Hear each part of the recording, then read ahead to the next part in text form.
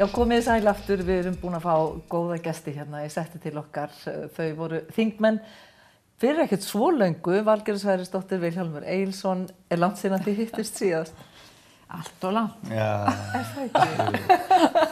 En við erum svo heppin að við erum að fara á sama stað í kvöld þegar við komum til Reykjavík bæði tvö. En við ætlum nú að fara í sitthvorum bílnum held ég. Já. Hvert það að fara? Já, það svolítið boð svona. Já. Við förum ekki frekar út í það. Förum ekkert annað út í það. Nú verður þetta bæði með mikla reynslu af þingi og þú sem ráðherra. Hvernig fyrir ykkur að vera núna í kosningabaráttunum svona á hliðarlínunni og fylgjast með þessu? Eru þið spennt? Já, ég spennt. Ég neita því ekki. Ég hef tekið meira þátt í þessu núna, svona verið uppteknar af þessu heldur en oft áður, eða sem sagt, já, mér skusti í síðustu kosningum, þá var ég svona bara að segja, já, ég hætt, best að láta eiga sig. En nú fannst mér einhvern veginn nauðsynlegt að hafa svolítið puttan á þessu. Getur maður það? Getur maður einhvern veginn hætt? Já, þannig að sjálfsögðu hef ég áhuga á þessu og vilja frændi minna og frambóði Suðurkjördæminu og svo dóttir mín, Alda, á lista í Reykjavík, þannig að þetta er enda fjölskyldunni. Þetta í genunum. Já, þetta í genunum, sko. En hvernig finnst ykkur kosningabaráttan hafa breyst á þessum árum? Þú ert að koma inn á þing, 87. Og þá var algjörlega gamli tíminn, ef ég má fyrst, hérna í þinginu. Það var ekki komið nefndasvið, það var ekki þannig að við værum með starfsfólk til að hjálpa okkur í nefndunum, var varla til og það var náttúrulega bara þannig að Halldór frá Kirkjubóli kom og skellti einhverjum kaffikönnum á borðið á nefndarfundunum og einhver rúnstykki voru, hvort sem hann smurði það sjálfur eða ekki, ég veit það ekki. En þetta var svo mikið gamli tíminn og svo náttúrulega hvað að vera haldið námskeið fyrir nýja þingmenn eins og núna sko. Nei, það var sko ekki, maður vissi, maður var svona smátt aðeins átt að segja hvernig þetta fúnkeraði þarna. Hvað var maður lengi að komast inn í þetta? Mér finnst maður að vera sko fyrsta kjörtímabili dálítið mikið bara í skóla.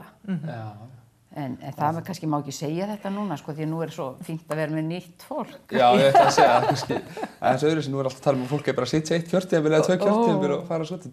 Hvernig með kosningabaráttuna? Nú hefur þetta breyst svolítið mikið. Alla boðleiðir orðnar styttri, þetta allt komið svo mikið á netið. Hvernig? Já, þetta allt öðruvísi. Líka vegna þess að kjördæmin hafa stækkað svo mikið.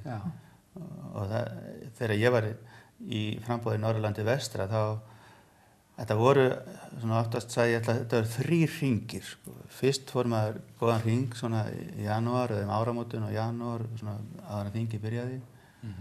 Og svona heimsótti fyrirtæki og vinnustaði og svo fór maður annar hring, kannski þetta mars, apríl, einhvern tíma, svona vel fyrir kosningar samt, sko. Og fór þá sama hringinn og heimsótti vinnustaðina og svo kom kosningabaráttan sjálf, kannski 5-6 vikur og þá bara var maður í þessu og maður fór inn á hvern einasta vinnustað í kjördæminu og talaði við fólk og þannig að þetta var allt öðruvísi núna. Þingmenn, kjördæminu svo stór að það ekki séns fyrir þingmennin að ná til fólk svona maður og mann eins og maður gæti gert. Nei, bara eins og Norðurland vestra, þetta frá Akranes og alveg í Norðvesturkjördæmi, og saman með þitt. Alveg Djúpavog sko. Já, en það að fara einmitt og heimsækja hvern veginn, þú kannski hefur verið meira á bæjunum eða hvað? Já, ég var í fyrsta skipti manni þarna 87, það var nú dálítið mikið átaka ár hjá Framsókn, eins og þau stundum verið. Þá var barist fyrsta sæti í kjördæminu, þá var það Norðurland eystra og það eru sem sagt 2 menn sem vilja fyrsta sætið og sá sem ekki fékk það, hann sætti sig ekki við það og kom fram með sérframboð. Þannig að, en hann, Stefán Valgeirsson, svo við tölum bara beint út, hann átti mikið fylgi í Norðursýslunni, Norður-Þingeyjarsýslu og við fórum mikið í Norður-Þingeyjarsýslu, við Guðmundur, og vorum mikið á bæjum. Og mér fannst þetta bara alveg yndislegt að upplifa þetta. Ég þekkti bara ekkert til þarna áður, búandi hér niður við Eyjafjörð og mér finnst þetta svo gaman að hitta allt fólki, mér þótt svo vænt fólkið í Norður-Þingeyjarsýslu að því það fólk sem að við heimsóttum allavega, það tók okkur ægilega vel. Þannig að það var nú alveg ævintýr út af fyrir sig. En svo náttúrulega í sambandi við það hvernig maður kom áróðri á framfæri, sko, að það var kannski grein í degi, dagur kom út 2 ferðir í viku, á kannski grein í degi þar sem það verið að gagnrýna eitthvað hjá Framsókn og þá var henni svarað bara í næsta degi sem kom eftir 3-4 daga, sko. Að vel athuguðu. Já, að vel athuguðu máli. Þannig að miðað við hvernig þetta gerist í dag, öllu svara bara í hvelli inn á netinu, sko, þá þetta bara 2 heimar. Það hefur ekki verið gott að fá svona gagnrýni kannski 2 dögum fyrir kosningar og hafa ekki tækifæri til að svara þessu. Já, svo var það þannig, hver verður síðastur fyrir kosningar, það var náttúrulega verið að takast á eins og í dag, milli stjórnar og stjórnarandstöðu og hver nær síðastu greininu fyrir kosningar, sko. Hefur síðasta orði, það alltaf mikið gætt að hafa síðasta orði. Já. Er það ekki sama þessi? Þetta allt öðruvísi en þetta var minna kjördæmi hjá okkur og engin svona miðill eins og þarna, þannig að þetta gekk rosalega mikið út á maður og mann og dreifa svona bara fréttunum og talaði þennan og talaði nú marga og þá svona fóru sögurnar og skilaboðin. Þið gáðu ekki út blaðin sinni kannski? Jú, en það var ekkert aðalatriði, sko. Aðalatriði var svona að geta bara verið með þetta að fara á vinnustæðana og hitta fólk, tala við fólk og síðan komu eins og framboðsfundin, það var sameiginlegir framboðsfundir og svona. Já, það var dálítið mikið við þá, sko. Og ekki það, þeir voru ágætir mörgu leyti, en þeir sem komu fundina voru nú yfirleitt þeir sem voru ákveðnir í hvað ætlar að kjósa, sko, áður en komu fundin, maður geta samfæra þá. Aðalmáli snerist það að þeir sem studdu mig geti farið út og sagt að ég hef nú staðið mig, sko, svo vel, sko. Já. Og það væri svona samstaða það, ég hef bara gert það býsna vel, sko. Svo var ég náttúrulega oft eina konan með eintómum köllum og hérna, mér án einu sinni sagt að þegja í beinni útsendingu svona rétt fyrir kosningar, en það er nú fleiri lent í því, ekki Vilhjálmur? Láta heyra. Þegar ég lendi í því? Já. Það var nú bara í þinginu. Það var nú bara það var engin ílska í því. Það var að spila heilt sumar hérna á einhverju útvarpsstöð. Það sem hafði gerst það var Palli vinur minn, hann var að skammast út af lokafjárlögum. Og það sem hafði þá gengið á var það að Davíð Oddsson sem borgarstjóri hafði gert samning við Óla Ragnar sem fjármálaráðherra uppgjör á skuldum borgarinnar ríkisins við borginni eða öfugt. Nú en svo Palli að skammast í þessu og það mjög fáir í þingsalum, þetta í löndu þinglókin og við kemur í þingsalun og sest hjá Óla Ragnari og svona eitthvað að kjafta við hann og hlusta á Palla maður er hann og svo segir Palli eitthvað og ég grýp fram í og hann fipast og segir þegið þú Vilhjálmur og svo heldur hann áfram og ég grýp aftur fram í og aftur kemur þegið þú Vilhjálmur og svo heldur hann áfram og fyrir að segja það að þessi gjörningur hafi verið hugsaður af hálfu Ólafs Ragnars sem aðgöngumiði í ríkisstjórn með Davíð Oddssyni og þá segir hvernig getur þau sagt þetta hann Ólaf Ragnar?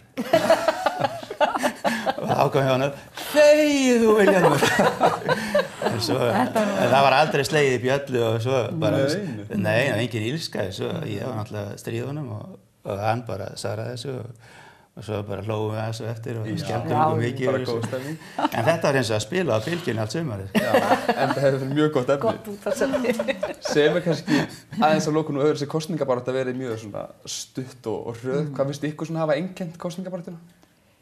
Mér finnst ekki það er ekki tekist á nein stór mál í rauninni, sko og þetta gengur voðalega mikið út að það sú ríkisstjórn sem nú situr hefur hún verið að gera hérna góða hluti eða ekki. Og svo finnst mér mjög einkennilega lítið talað byggðamál. Það einhvern veginn bara ekkert rætt eins og það var nú mikið rætt áður fyrr. Ég var nú einu sinni byggðamálaráðherra og fékk nú aldeilis að heyra það ef eitthvað gerðist óþægilegt eða slæmt út á landi en þetta einhvern veginn ekki mikið í dag. Sammála þessu Vilhjálmur? Já, ég er sammála með byggðamálin en svo finnst mér líka eins og að svona það sem að ætti að vera að tala en ekkert verið að tala að ég segi það að koma krísa væntanlega á næsta kjörtímabili þannig að ríkissjóð sem tekur við sama hvernig mun þurfa að glíma við einhvern efnahagsáfall og ég segi það vegna þess að það ákveðin bólumyndun í hagkerfinu sem að gengur út á launahækkanir sem eru allt of miklar langt umfram það sem að nokkurt eðlilegt hagkerfið þolir og við erum að sjá eins og núna á þessu ári að launin hafa hækkað yfir 10% sko milli ára mánuð til mánuð og ef við horfum yfir á næsta ár og spáum í 3 ára hækkun á launa þá það kannski 30% sem að sjáum að launar hækka og sama tíma að gengi krónar hækka líka og staðan í útflutningsgreinunum komið sko í pólitík og staðan í útflutningsgreinunum er að þetta er bara einhvern veginn blasir við en það talar enginn þetta Er þetta bleiki fíllinn í stofunni? Já, þetta bleiki fíllinn í stofunni en bara einn bleikur fíll en svo bara er spennandi að sjá hvernig menn taka á sig þetta kemur óskaplega spennandi hvernig þetta fer allt saman Við getum alltaf verið sammála það algjörlega ég held við komumst ekki lengra með þetta þakka ykkur kærlega fyrir komuna Yndislegt að fá okkur Takk fyrir að fá að koma En við spurðum með kjósendur á Norðurlandi þess að sama sem ég var að spyrja Vilhjálm og Valgerði það er hvað þeim finnst hafa einkennt kosningabaráttuna þetta árið Kíkjum á það Hún er búin að fara svolítið hratt fram, þetta er svona stuttutími, eða kýlt áfram. Finnst þetta alltaf fara svona fram og tilbaka. Mér finnst þetta alltaf verið svona hringekja, eitthvað, já, mér finnst það er engin skipulagning á þessu. Og ég veit ekkert hvað ég ætla að kjósa. Ég fer frá Vinstri grænum upp í Sjálfstæðisflokkinn, það er alveg þannig sko. Hún hefur verið róleg framan af og mér finnst vera núna að fara að harðna. Svona að vera mér finnst þeir vera farnir að sérstaklega þeir sem eru í öng svona að berjast meira að þeir eru farnir að koma með meiri, ég veit ekki á netinu, svona meira lygi hvern og einn. Nú er kosningabaráttan búin að standa yfir dálítið lengi. Hvernig hefur hún komið þér fyrir sjónir? Hvað hefur þér fundist vera einkennandi? Mér finnst einkennandi að það stefnir í stór sigur hugmynda jafnaðarstefnunnar. Það fer helst engin flokkur í framboð nema hann sé að reyna að sannfæra kjósendur að hann sé jafnaðarmannaflokkur, sósíaldemókratískur flokkur, krataflokkur. Það eru 2-3 undantekningar, skattalækkunarstefna Framsóknar og sumir ennþá verri sem við skulum ekkert að tala en flestir eru á þessari línu að það eigi að auka jöfnuð í þjóðfélaginu. Þetta er búið að vera svolítið mikið áreiti sem er samt alveg ágætt, maður þarf að kynna sér þetta allt saman. En ég finnst svona þegar það hefur liðið á nær kosningum hefur mér fundið sérstaklega á netinu þetta að fara að verða svolítið svona persónulegt. Mér hefur þótt skemmtilegt að sjá allt þetta nýja fólk, mjög forvitilegt. Mikið af flokkum, úr miklu að velja, en sér spurning hversu gott það er allt saman. En gaman að því, mjög forvitilegt. Flokkarnir eru kannski að gefa svolítið svona víð málum, svona víð svör, en það er ekkert verið að setja það niður í smáatriðum þar sem við munum taka eftir þegar kosningabaráttan hefur lokið. Og mér finnst ég ekkert svona skilja nógu vel hvað mun gerast einhvern veginn við þessi loforð þeirra og mér finnst einhvern veginn vera að gefa loforð sem mér finnst eins og þau get ekki efnt.